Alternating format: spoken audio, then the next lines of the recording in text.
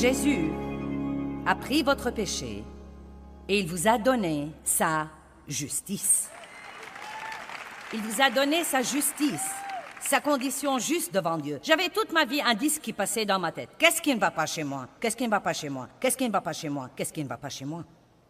Je me disais, pourquoi je ne suis pas comme les autres? Pourquoi mon père a-t-il abusé de moi? Qu'est-ce qui ne va pas chez moi? Qu'est-ce qui ne va pas chez moi? Qu'est-ce qui ne va pas chez moi? Et j'étais tellement soulagée d'apprendre que je ne devais pas mériter la justice par le bon comportement, que je ne mérite pas la justice en étant comme quelqu'un d'autre dans le monde, mais que je reçois la condition juste devant Dieu. Maintenant, voilà comment ça marche. Dave, veux-tu venir m'aider? Dave va jouer Dieu. Viens ici. Maintenant, voilà comment ça marche. Vous voyez? Cette robe blanche est la sainteté de Dieu. Et donc, il prend ce que j'ai,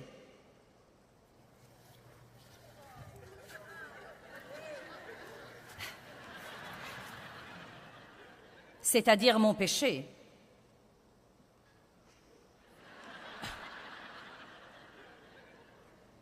et quand je viens à Christ, il me dit, Joyce, donne-moi ce vieux gâchis que tu as.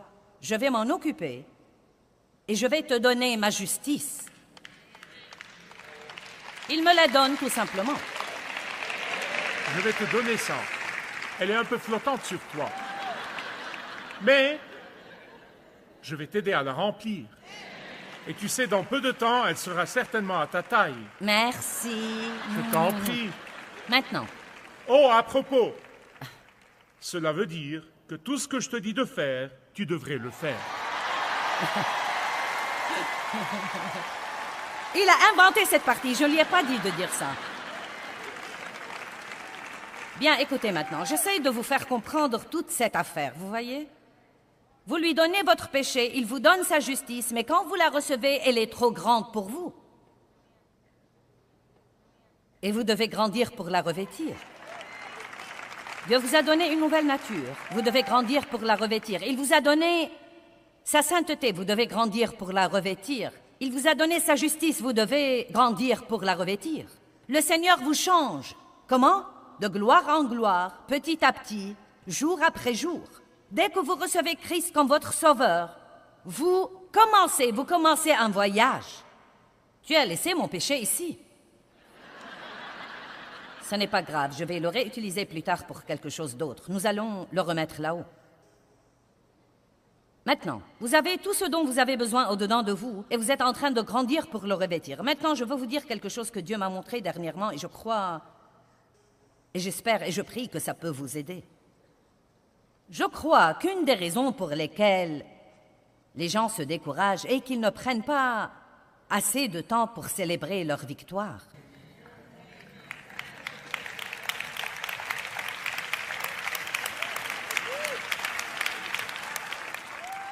Vous voyez, je crois que si jamais vous vous asseyez, disons que vous marchez avec Dieu depuis 5 ans, au lieu de penser au chemin que vous avez encore à faire, pourquoi ne pas penser au chemin que vous avez déjà fait? Allez.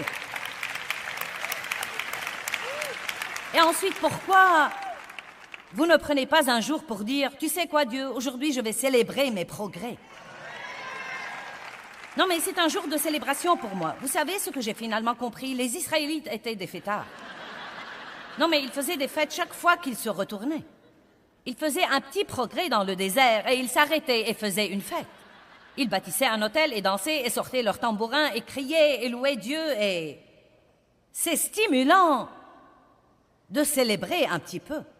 Et je crois que Dieu m'a montré que les gens ne célébraient pas assez. Et vous êtes vraiment épuisés d'essayer et d'essayer et d'essayer et d'essayer et d'essayer et d'essayer et d'essayer et d'avancer et d'avancer et d'avancer. Et c'est très bien et vous devez faire ça. Mais si vous ne prenez jamais le temps de célébrer, si vous ne vous reposez jamais, si vous ne faites jamais pour vous-même quelque chose que vous aimez vraiment faire en guise de célébration, vous n'arriverez jamais à être ce que Dieu veut que vous soyez. Maintenant, Dieu nous donne la justice. Mais malheureusement, Dieu donne cette justice à tous les chrétiens, mais La plupart des chrétiens ne la revêtent jamais et ne grandissent jamais pour la revêtir. Il y a une expression intéressante dans la Bible qui était vraiment primordiale pour moi dans mon étude. La Bible dit dans plusieurs endroits « revêtez-vous », puis dit dans plusieurs autres endroits « dépouillez-vous ». Revêtez la nouvelle nature, revêtez l'homme nouveau, dépouillez-vous du vieil homme. Revêtez-vous de Jésus-Christ. Quand vous entendez le mot « revêtez-vous », c'est quelque chose que vous devez faire exprès. Vous devez aller au-delà de ce que vous pensez, voulez et ressentez, vers ce que dit la parole, et vous le faites. La Bible dit « revêtez-vous de l'amour ». Vous savez ce que cela veut dire? Cela veut dire que je me lève tous les jours et que je décide de marcher dans l'amour envers les autres, que je vais être bon envers les autres, peu importe ce que je ressens, peu importe si je crois qu'ils le méritent ou pas, peu importe si je veux ça ou pas, peu importe ce que je pense, je revêts l'amour. Je crois que je porte une jolie tenue, elle est assortie, mais elle n'a pas sauté sur mon corps. Je ne suis pas allée me tenir devant la penderie ce soir et dire...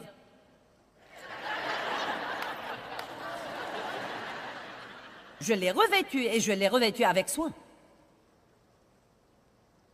Nous faisons les choses beaucoup trop par les sentiments et pas assez par la décision et la détermination.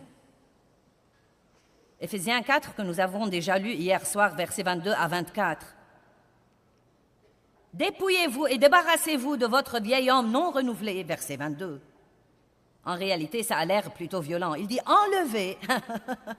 Dépouillez-vous de votre ancienne nature, dépouillez-vous et renoncez à votre vieil homme non renouvelé qui a caractérisé votre vie passée et qui se corrompt sous l'effet des convoitises trompeuses et soyez constamment renouvelés dans l'esprit de votre intelligence en ayant une nouvelle attitude mentale et spirituelle et revêtez-vous de la nouvelle nature, de l'homme nouveau. Eh bien, vous devez commencer par dire « Je ne suis plus la vieille personne que j'étais, je suis une nouvelle créature en Christ ». Commencez à penser comme ça. Commencez à méditer ça. Quand vous vous réveillez le matin, ne restez pas couché là à penser à tout ce qui ne va pas chez vous. Dites-vous, Dieu vit en moi. Houhou. Et il m'a rendu juste devant lui. Je suis la justice de Dieu. Toutes les bénédictions que le ciel a à offrir et dont je pourrai jamais avoir besoin m'ont déjà été données. Je suis béni. Si vous commencez à savoir qui vous êtes et à penser de la façon dont Dieu veut que vous pensiez, forcément, votre vie suivra, car comme vous savez, là où la pensée va, l'homme suivra. Comme un homme pense dans son cœur, tel il est, et c'est comme ça qu'il deviendra. Tout ce que vous devez faire, c'est de croire ce que vous avez déjà. Renouvelez votre pensée en conséquence et sachez qui vous êtes en Christ, et l'important est fait. Et nous allons apprendre à faire ça aussi. Combien d'entre vous reconnaissent que parfois nous passons toute notre vie chrétienne à essayer d'avoir quelque chose que nous avons déjà? C'est plutôt comme nous voyons que nous l'avons, mais nous ne sentons pas que nous l'avons, et donc nous attendons de le sentir. Le fait que vous écoutez tellement vos sentiments est désolant, et il faut vraiment longtemps pour arriver au point où vous ne les laissez plus vous dominer. Mais vous devez vraiment prendre la décision ce soir que vous avez des sentiments, mais que vous n'êtes pas vos sentiments. Amen? Vous n'êtes pas vos sentiments. Vous avez des sentiments, mais ne les laissez pas vous dominer.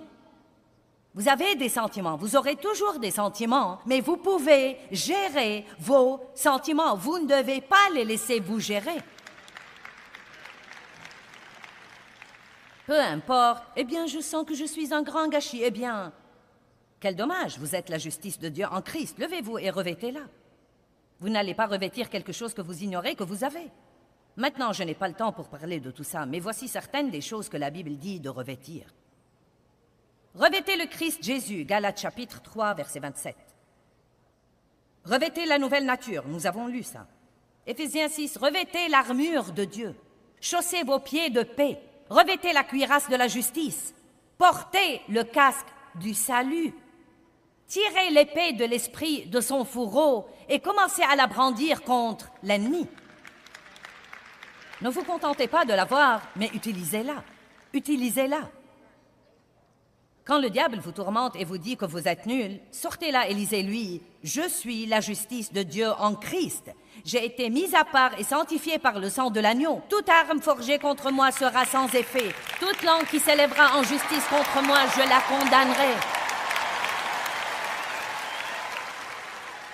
Il n'y a rien de plus dangereux que le royaume des ténèbres qu'un croyant qui a dans sa bouche la parole de Dieu. Vous m'avez entendu? Je vais répéter. Il n'y a rien de plus dangereux pour le royaume des ténèbres qu'un croyant qui a dans sa bouche la parole de Dieu. Vous savez, notre bouche nous crée tellement d'ennuis que c'est absolument révoltant. Je sens que personne ne m'aime. J'en ai assez de ne jamais avoir d'argent. Je n'aurai jamais rien. Chaque fois que j'ai un peu d'argent, le diable me le prend.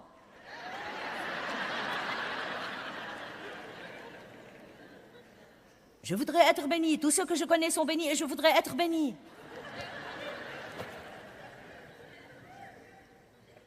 Nous devons nous dépouiller du vieil homme, revêtir l'homme nouveau. Quand vous recevez le Saint-Esprit, vous êtes transformé en un autre homme ou femme, une créature complètement nouvelle.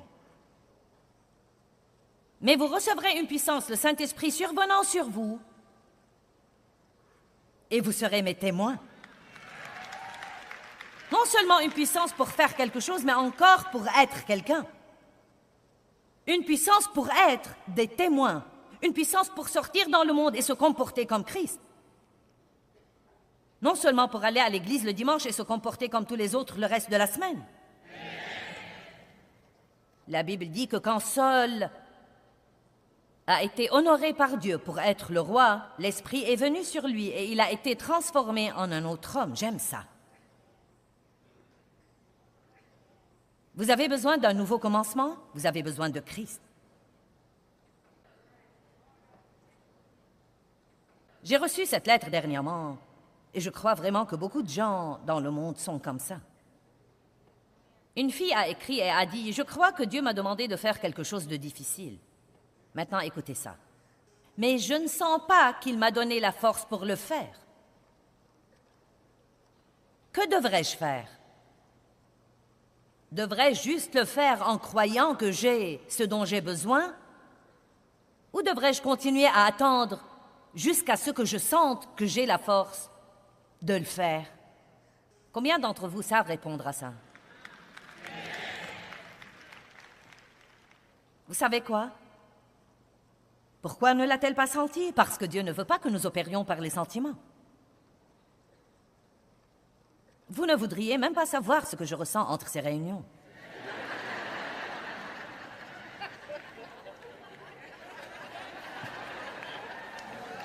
Si je venais d'après ce que je ressens, je ne serais pas beaucoup ici. Mais je vais dire ceci. Je ne suis jamais, même pas une fois, venue ici et Dieu m'a délaissée. Je n'ai jamais attendu de le ressentir, car ce dont j'ai besoin est en moi. Maintenant, laissez-moi vous dire quelque chose. Vous savez quand les os se divisent? Quand vous y mettez le pied. Vous savez ce que signifie l'expression « y mettre le pied » ? Ça veut dire que vous y êtes tellement que vous ne pouvez plus en sortir. Et c'est ce que le Seigneur attend. Il attend que les gens soient tellement dans les eaux qu'ils ne peuvent plus en sortir. Et à ce moment-là, les eaux se divisent. Dieu ne voulait pas laisser cette femme sentir qu'elle avait tout, car à ce moment-là, elle ne le ferait pas par la foi. Il voulait qu'elle entende de lui, qu'elle sache ce qu'il avait dit, qu'elle croie sa parole, dont il l'avait équipée pour faire ce qu'il l'avait appelée à faire, et que quand elle y met son pied,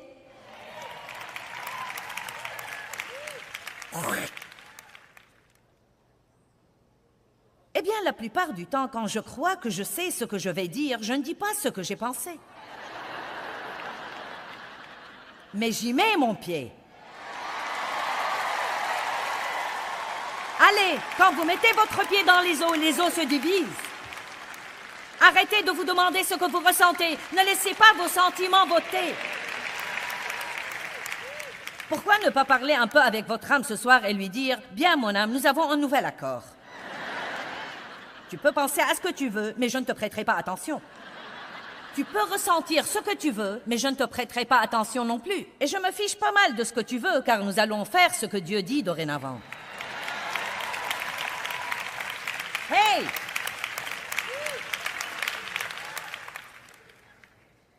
Josué 3,13. Dès que la plante des pieds des prêtres qui portent l'arche du Seigneur de toute la terre se posera dans les eaux du Jourdain, les eaux du Jourdain qui descendent d'Amon seront coupées et s'arrêteront en une seule masse. Donc Dieu leur a dit de traverser le Jourdain. Ils l'ont regardé et c'était une mer forte. Il n'y avait pas moyen qu'ils la traversent à pied. Et Dieu, avec le sens de l'humour qu'il a, leur dit, bien les mecs, voilà, quand vous y mettez votre pied, vous pouvez traverser sur la terre sèche. Je crois que c'est une leçon étonnante. Pensez-y. Verset 14. Lorsque le peuple quitta ses tentes pour traverser le Jourdain, les prêtres qui portaient l'arche de l'Alliance étaient devant le peuple. Imaginez l'air ridicule qu'ils avaient. Ils marchaient tout droit dans la mer Rouge. L'arche de Dieu les précédait.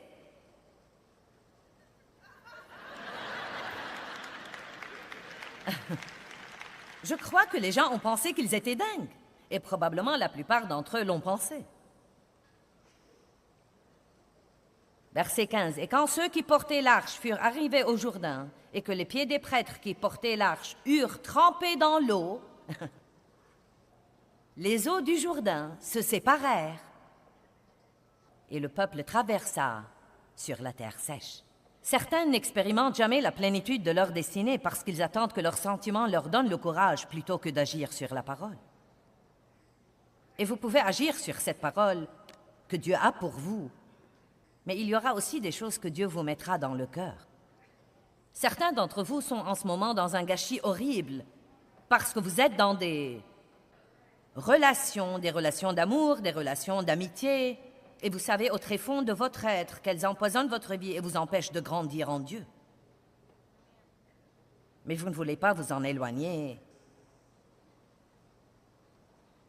parce que vous ressentez, vous pensez, vous voulez, vous pensez, vous ressentez, vous pensez, vous voulez, vous ressentez, vous pensez, vous voulez, vous pensez.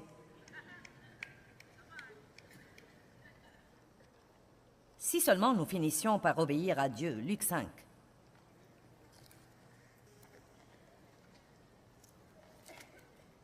Je vais être honnête avec vous, même si vous avez un travail qui vous fait pécher pour le garder, laissez-le tomber et allez en chercher un autre.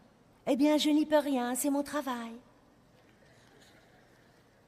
J'ai dû être prête à quitter un travail parce qu'on me demandait de faire quelque chose que je ne trouvais pas bonne. Et j'avais vraiment peur d'être renvoyée, mais j'ai fini par être promue. Dieu fera des merveilles si vous lui faites confiance. Luc 5, 1 à 7. Or, il arriva, comme la foule se serrait contre lui pour écouter la parole de Dieu, qu'il se tenait au bord du lac de Génézareth. Et il vit 2 barques qui se trouvaient au bord du lac. Les pêcheurs en étaient descendus et lavaient leurs filets. Il monta dans l'une des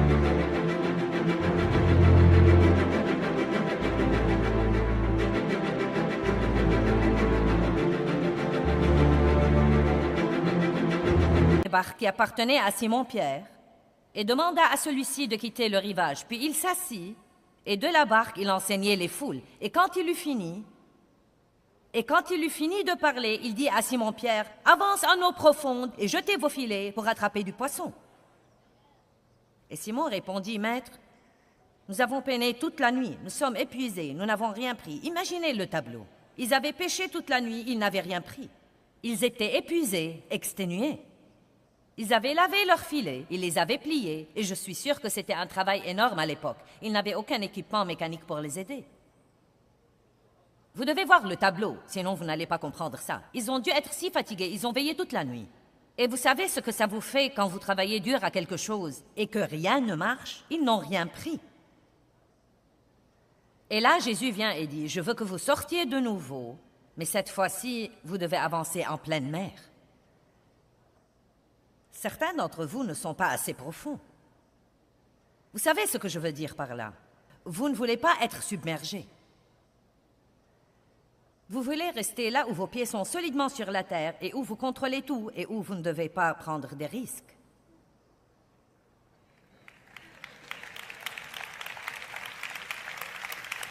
Amen.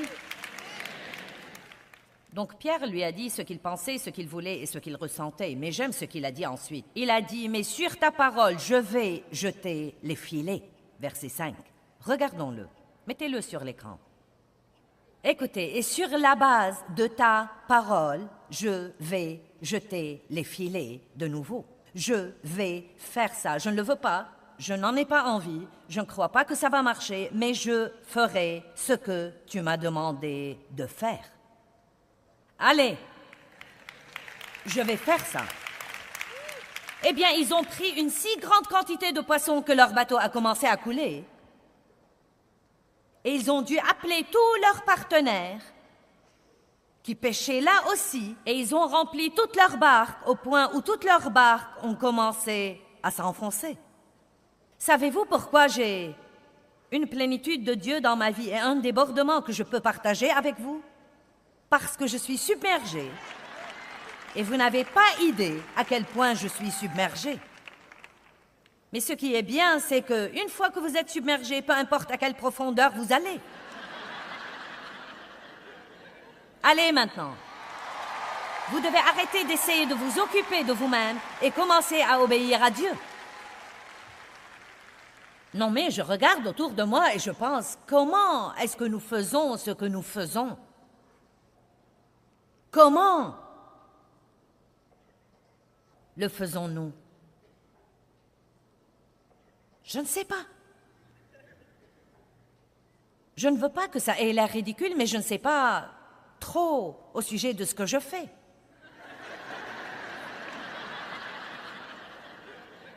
Je pars. J'aime Dieu. Je prie, j'étudie la parole, je cherche sa face. J'essaye de marcher dans l'amour. J'essaye d'obéir à Dieu, je me repens quand je fais des erreurs. Dieu me donne des idées de ce que je dois prêcher. Il me donne la créativité. Il la renouvelle. Il me donne la grâce. Les gens apprennent quelque chose. Je ne sais pas. Bonté divine. Christ en vous, l'espérance de la gloire. Vous voyez, nous avons besoin de savoir qui nous sommes réellement. Nous sommes les enfants de Dieu. Nous sommes oints du Saint-Esprit. Et 1 Jean 2 dit que l'onction ne s'en va pas, mais qu'elle demeure. Donc, que je me sente ointe ou non, je suis ointe. Jésus a dit, « Et voici, je suis avec vous tous les jours, jusqu'à la fin du monde. Je ne vous laisserai point et je ne vous abandonnerai point. Par conséquent, je ne dois jamais me demander si je sens Dieu. »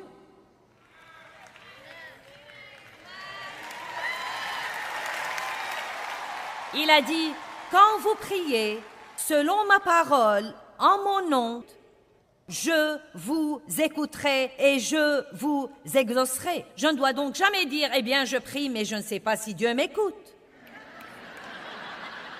Nous sommes la justice de Dieu en Christ. Chaque fois que le diable me dit que je suis nul, je peux lui dire, « Tu es un menteur. » Nous avons la pensée de Christ. Donc, chaque fois que le diable essaye de nous dire que nous sommes stupides, nous pouvons lui dire, « Faux, j'ai la pensée de Christ. »